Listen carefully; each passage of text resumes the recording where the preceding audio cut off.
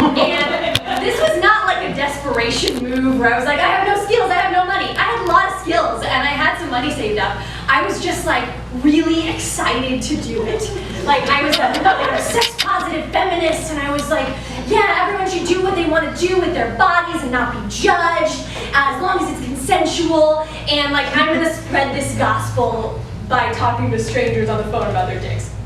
So I go online and I'm like, phone sex operator, and I find that it's now called being a phone actress. And I was like, I'm gonna be amazing at this. Like I'm an actress.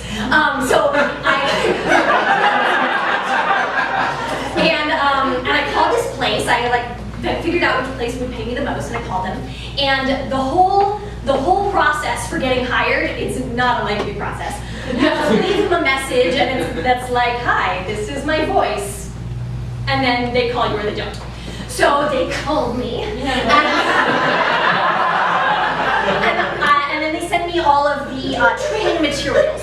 And the training materials were like different sheets that had the descriptions of all the different characters you're playing. Because when you see a commercial on TV that's like, call our hotline, it's all curvy redheads, like, or like, call our hotline, we all just turned 18, or like, we're all dressed as bears, like it's all the same.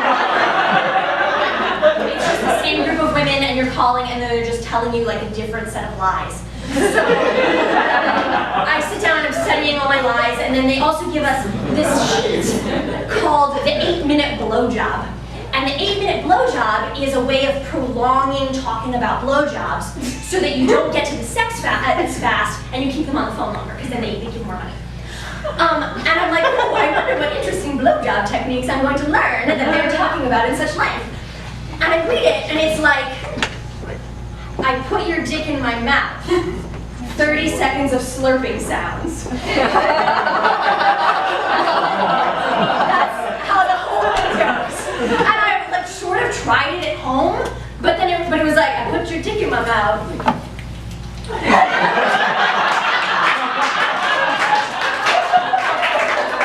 was like, that's gonna hurt after a while.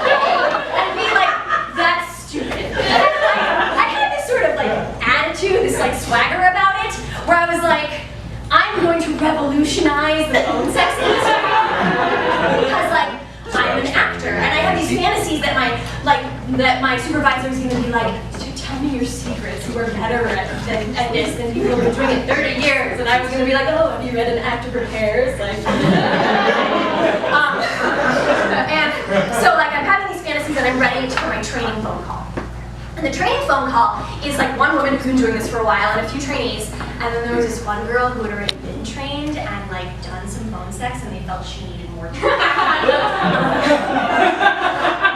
So I really wanted to know what she did wrong, but whatever.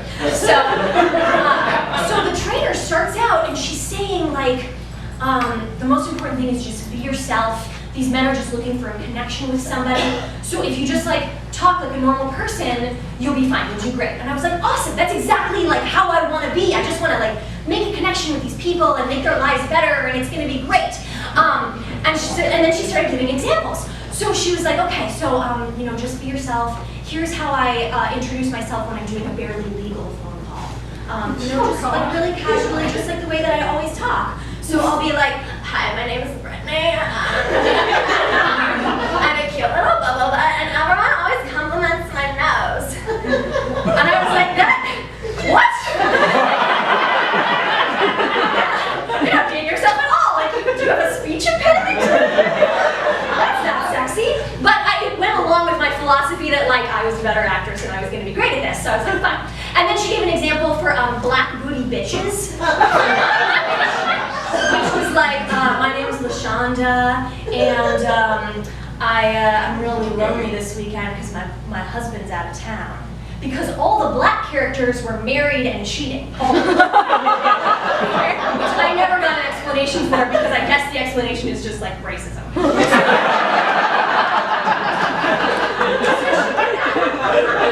And that was not the worst one.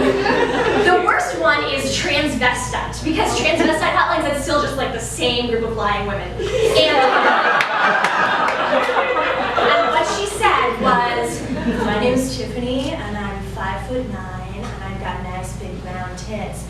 And if you run your hand up my thigh, you might just find a little present all wrapped up for you. You do like presents, don't you? And I burst out laughing on the phone, which was not appreciated. But I still passed. I still passed my training because I think you only fail if you run screaming. So I'm right in, I'm gonna take my first call. So I get into my bed and I have all my sheets around me with different descriptions, and I call and I plug in my little number that says send me the dudes. And I start my first call. And my first call is this guy who's pretty normal, and we have a decent conversation. How are you tonight? Oh, I'm good. What's your name? What do you look like? And then it gets more sexual, and we have a blowjob without slurping sounds, and then some sexy time. And it builds and builds, and it gets more and more whatever, passionate, and then it's click. And I was like, you don't say thank you?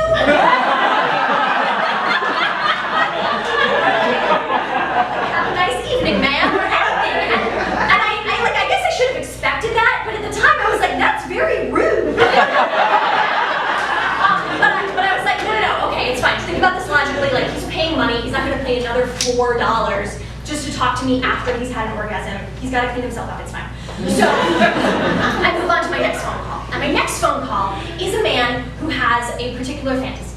And his fantasy is that I am 16 years old, which I have to be oh, but really I'm 18, but great. And I'm riding him, and then his wife walks in.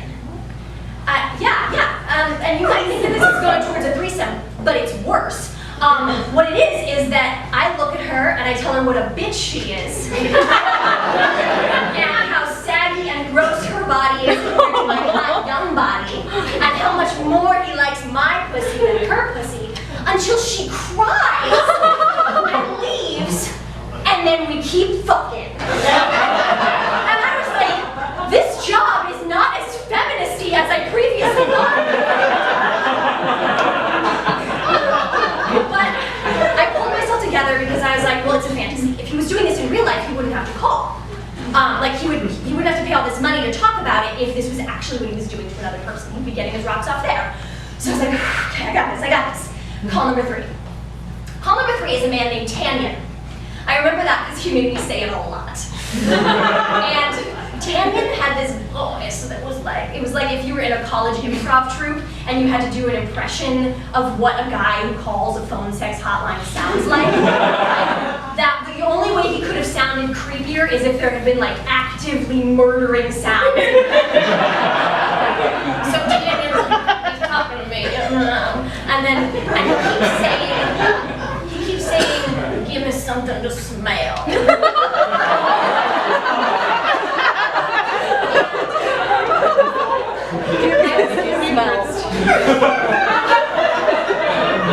At first I was for a second I was like, oh, vagina smells, great, we'll talk about that. But then he was like, no.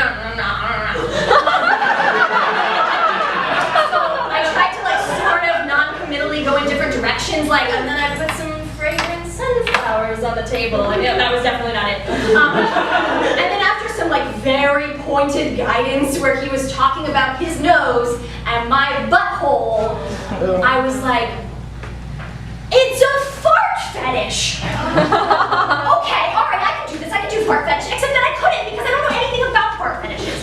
So I was the problem was not that I don't understand, oh, farting turns you on, but I didn't know what the fantasy was. Was it it smells really bad and you're a dirty boy, or was it it smells like candies and rainbows and I'm a sexy baby, and I just.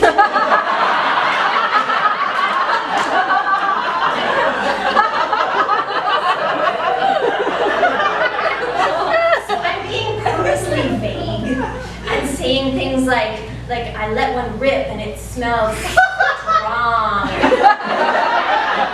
You'd like it. And then just hoping, and it worked because it was good, And then there was a long pause before the next call came in. And I think if the next call had come in quickly, I would have taken it. But it was like that was my escape route. I just hung up the phone. And I was like, this is maybe actually not the job for me. was just kind of nice to know that I had like a line for my studies. And then my bosses called me and they were like, oh, what's going on? And I was like, I can't do this. And they were like, pick up the phone, Aviva. Whoa. But I was just like, no, I'm not doing it. And now I'm older and I realize that quitting any job in the middle of the shift is like kind of a dick move. But I was also like, am I burning bridges here? Like,